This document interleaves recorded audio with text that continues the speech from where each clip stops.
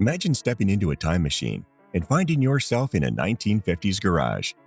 You'd be amazed at the bizarre car features that used to be standard. From ashtrays big enough to start a small fire to windows you had to crank like a hurdy-gurdy, these outdated features are like fossils from another era. And wait until you hear about the car part that could break your arm. We're about to take you on a wild ride through automotive history, revealing 10 car features so strange you won't believe they ever existed.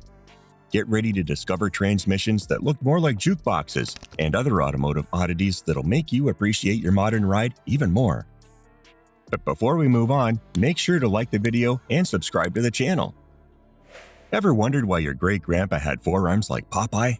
Back in the day, starting your car was more like an extreme sport. Picture this. It's a frosty 1920s morning, and you're facing a metal crank sticking out of your car's front end. One wrong move, and you could end up with a broken arm. These crank starters weren't just a hassle, they were downright dangerous. Those early engines needed a strong turn to get going, and electricity wasn't up to the job yet. But don't worry, this automotive torture device didn't stick around forever. By the 1920s, electric starters began to replace these manual cranks, making car starting safer and easier for everyone. So the next time you effortlessly push a button to start your car, take a moment to appreciate how far we've come. No more wrestling matches with cranks, just a gentle push and you're off. Remember those triangular windows on old car doors? These vent windows were the unsung heroes of road trip comfort before AC became standard. On a scorching summer day in the 1960s, you'd pivot that tiny triangle of glass, creating a vortex of fresh air without the roar of fully open windows. These nifty windows had more tricks. Smokers loved them for ashing cigarettes without hotboxing the car. They were perfect for passing small items or toll payments too. The angled design created low pressure outside, drawing air out and keeping you comfy. Sadly, by the 1980s, these versatile vents vanished. AC and security concerns led to their demise. But on a nice day, don't you miss that simple pleasure? As we wave goodbye to vent windows, let's explore how other comfort features evolved to keep us cozy on the road. Ever thought about shifting gears with just the push of a button? Back in 1956, Chrysler made this a reality with their push-button transmissions. Suddenly, driving felt like playing with a giant remote control. Imagine hopping into a 56 Plymouth or DeSoto. Instead of a gear stick, you'd see a row of buttons on the dashboard. D, R, N, L. It was automotive alphabet soup. As one period ad proclaimed, you're ahead for keeps with push-button driving. People thought it was the coolest thing ever. Who wouldn't want to feel like they were piloting a spaceship while cruising down Main Street? But this futuristic feature didn't last long. Drivers fumbled with buttons, and there were worries about accidental shifts. By the mid-1960s, car makers went back to good old-fashioned gear sticks. Sometimes simpler really is better. Remember when cars were basically rolling ashtrays? It's true. Back in the day, your ride came equipped with more places to stash cigarette butts than cup holders. These ashtrays were everywhere, in the doors, dashboard, and even behind the front seats. With smoking rates much higher in the past, car makers assumed everyone needed a place to flick their ashes. That weird little socket you now use to charge your phone? Yeah, that used to be a cigarette lighter. It was a smoker's paradise on wheels. These weren't just any old ashtrays. They were sleek, slide-out contraptions that could hold enough butts to start a small fire. Some fancy cars, like Rolls-Royce, even treated their ashtrays like works of art. As smoking rates declined, these smoky relics started disappearing. Now, finding a car with a built-in ashtray is like stumbling upon a blast from the past. Ever heard of the choke dance? Back in the day, this was the morning ritual for drivers everywhere. Picture this. It's a frosty winter morning, and you're trying to start your car. But instead of just turning the key, you've got to pull out a little knob labeled choke. Welcome to the world of carbureted engines. The manual choke was like a secret handshake between you and your car. It literally choked off the air supply, making the fuel mixture richer. Cold engines need more fuel to ignite properly, like how we need extra blankets on chilly nights. Using the choke was an art form. Too much, and you'd flood the engine. Not enough, and your car would sputter and die. It was like finding the perfect shower temperature, but with higher stakes. The Volkswagen Beetle was famous for its choke, with drivers hopping in and out, coaxing their engines to life on those extra chilly mornings. Remember when riding in a front seat felt like lounging on your grandma's couch? We're talking about bench seats, folks. These wide, cushiony wonders were popular from the 1930s to the 1970s in American cars, making every ride feel like a mobile living room party. Picture this. It's date night in the 60s. You're cruising to the drive-in, snuggled up close on that smooth vinyl seat. No center console getting in the way of young love, but it wasn't all roses. Taking a sharp turn with 3 people sliding around was quite the adventure. You might think bench seats vanished because bucket seats look cooler, but the real reason is more shocking. These comfy car sofas had a major flaw. They weren't safe.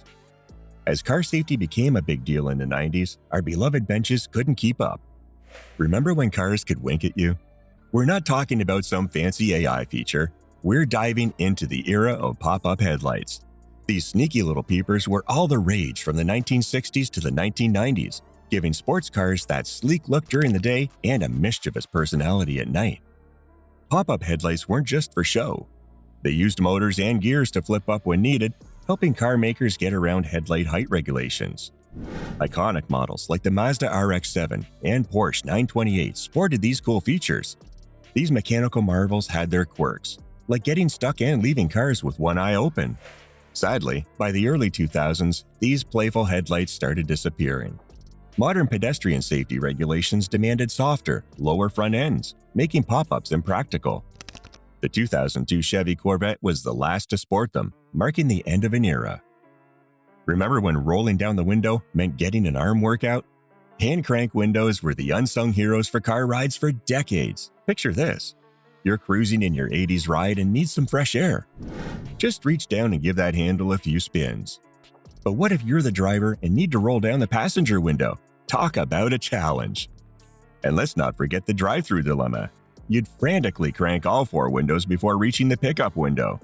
It was like a workout and a race against time.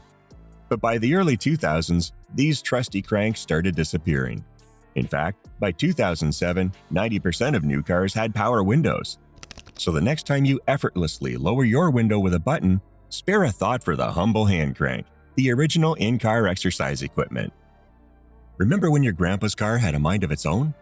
That's because of carburetors. These finicky devices mixed fuel and air, often causing frustrating cold starts on frosty mornings. You'd pump the gas, fiddle with the choke, and maybe whisper a prayer. Carburetors were also altitude sensitive, causing issues on mountain trips. By the 90s, electronic fuel injection took over. It offered better efficiency, easier starts, and altitude adaptation. But some gearheads still prefer carburetors for their hands-on feel and customization options. They say it's all about that connection with your car. The shift from carburetors to fuel injection was just one part of engine evolution. As technology advanced, other components like ignition systems, exhaust systems, and engine management computers also saw significant improvements. These changes collectively transformed how our cars perform and how we interact with them. Ever wonder why your grandpa's foot would twitch randomly while cruising down the highway? It might be because of those floor-mounted dimmer switches, the unsung heroes of nighttime driving back in the day. Picture this. It's a pitch-black country road in the 1960s. You spot another car approaching, and it's time to dim those headlights. But instead of flicking the lever, you're doing a little tap dance with your left foot, feeling for that satisfying click on the floor. These switches were all the rage from the 1930s through the 1970s, hanging out to the left of the clutch pedal. But they weren't always smooth sailing. Try hitting that button with wet shoes or high heels. By the 1980s, steering column switches took over, paving the way for today's automatic high beam systems. Still, nothing quite beats that nostalgic floor dimmer dance. Wow, what a journey through automotive history. From crank starters to push-button ignition, car features have evolved dramatically for safety and convenience. Remember wrestling with chokes or sliding on bench seats? Those days are long gone. As we appreciate our modern comforts, it's fun to feel a bit nostalgic for those quirky old features. Here's a thought to ponder. Which of today's car features might become obsolete in the future? Will touchscreens be the next crank starter? We'd love to hear your take. Share your favorite old car memories or predictions for future auto tech in the comments below. What feature do you think will be the next to go?